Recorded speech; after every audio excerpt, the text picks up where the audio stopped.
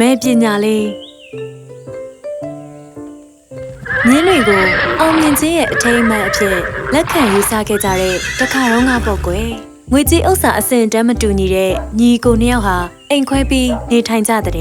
ဒီမီတာဟာချမ်းသာတဲ့အကိုကြီးဖြစ်ပြီးဂျယ်ရီကိုကတော့ဆင်းရဲတဲ့ညီဖြစ်တဲ့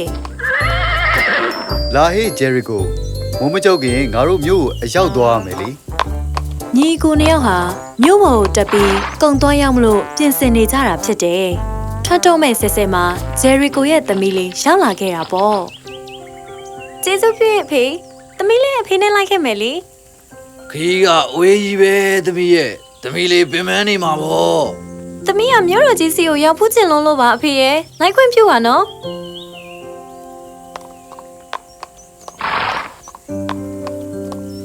ဖယားသခင်စောင့်ရှောက်မှာပါကွာသူတို့ကိုပါတခါတည်းခေါ်ခဲ့လိုက်ပါတော့သမီးလေးလေးမမနဲ့လိုက်ခဲ့မယ်လို့ကတိပေးပါတယ်ကဲပါဟုတ်ပါပြီတက်တနေ့ကုန်ခရီးနေလာပြီးတဲ့နောက်သူတို့ဟာမြို့တော်ကြီးနဲ့နီးကပ်လာခဲ့တာပေါ့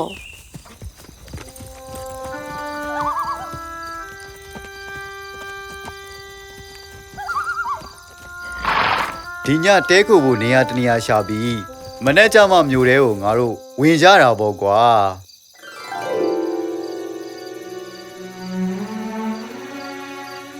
အဖေဟိုရှိမှတဲအိမ်လေးတစ်လုံးရှိတယ်ဟုတ်လားဝင်ကြမယ်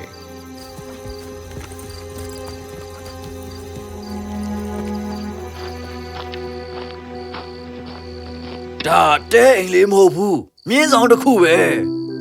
ဒီညတဲကိုဖို့အတွက်ငါတို့အဆင်ပြေသွားပြီကြည့်ပါဦးဒီနေရာကမြင်းနေအတွက်အစာရေစာလဲပေါ်တယ်ဒီညအတွက်တော့အသင့်တော်ဆုံးပဲဖေဟုတ်ပြီညစာစားပြီးရင်အိပ်ရောဝင်ကြမယ်ဒီလိုနဲ့သူတို့၃ယောက်ဟာငင်းဆောင်ထဲမှာပဲတညတာခိုးနားလိုက်ကြတာပေါ့နောက်တနေ့မနက်စောစောအိပ်ယာထားကြပြီးခရီးဆက်ဖို့ဟန်ပြင်ကြတော့တဲ့လာဟေးနိုရာခရီးဆက်ကြမယ်လာပါပြီဖေဟုတ်ဘာလေးကြည့်ပါဦးမင်းညာကကျုပ်တို့မြင်းမကြီးကမွေးလိုက်တယ်မြင်းပေါက်လေးလားမင်းတို့မြင်းမကြီးကမွေးတာဆိုရင်မြင်းပေါက်လေးကသူ့အနာတော့ကတ်နေမှာပေါ့အခုတော့ငါရဲ့မြင်းဖို့ကြီးနာလာကတ်နေပါလားမြင်းထီးကဘလို့လို့သားပေါက်နိုင်မှာလဲဦးလေးရဲ့ဒါတော့ဟုတ်တယ်ကိုကြီးဒီမြင်းလေးကသူ့မင်းနဲ့တူတယ်ကောင်းပြီလေသူ့ကိုရေတိုက်အစာကျွေးပြီးတာနဲ့ငါလက်ထဲတစ်ခါတည်းအပ်လိုက်တော့ဟုတ်ပြီလားအားဗျာကိုကြီးကလည်းဒီမှာဂျယ်ရီကိုမြင်းဆိုတာအယောင်ဘယ်နှမျိုးရှိသေးလို့လဲဒီမြင်းပေါက်လေးကသူ့ဘာသာတောတွေကမျက်စိလဲလာပြီးငါမြင်းဖို့အနာကိုရောက်လာတာနေမှာပေါ့မင်းတို့မြင်းမကြီးရဲ့သားပေါက်မှန်ရင်သူ့အနာပဲတန်းပြေးလိုက်မှာပေါ့ငါမြင်းဖို့အနာကိုလာကတ်နေတဲ့အတွက်သူ့ကိုငါပိုင်တယ်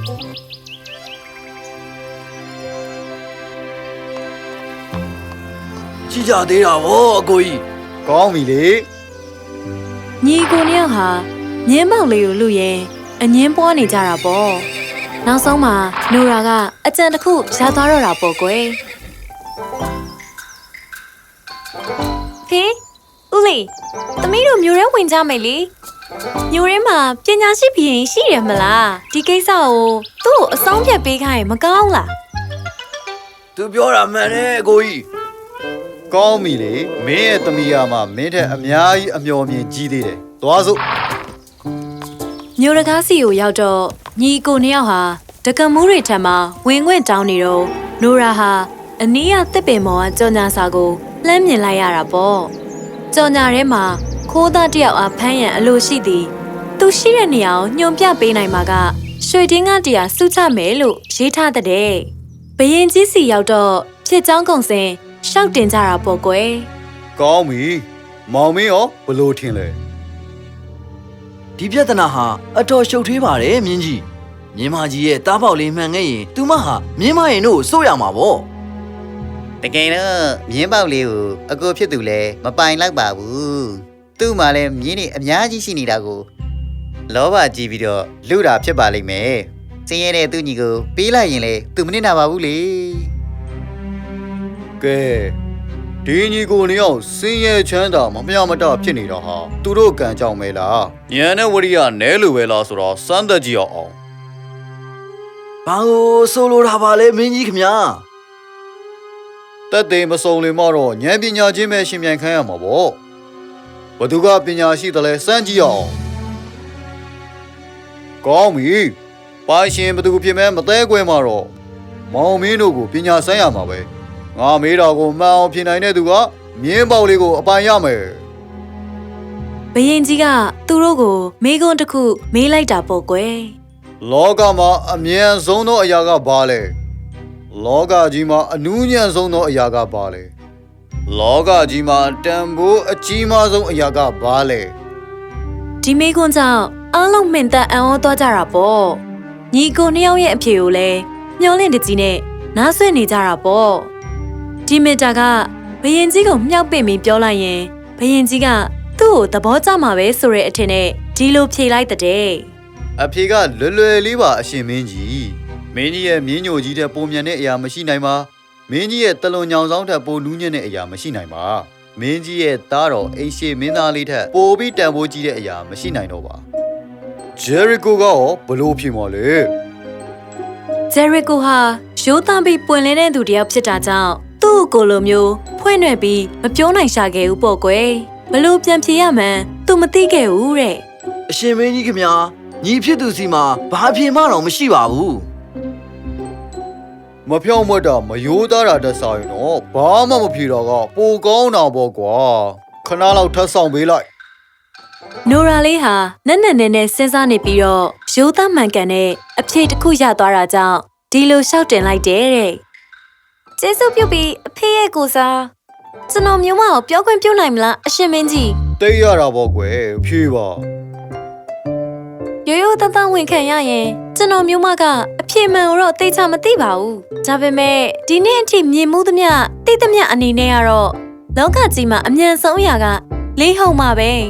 လေးဟုံကတိတ်မြန်လုံးတဲ့အတွက်ကြောင့်မုံတိုင်းလိုမျိုးဖြစ်လာပြီးတော့လမ်းတစ်လျှောက်မှာရှိတဲ့အရာအလုံးကိုဖျက်ဆီးသွားတယ်လေ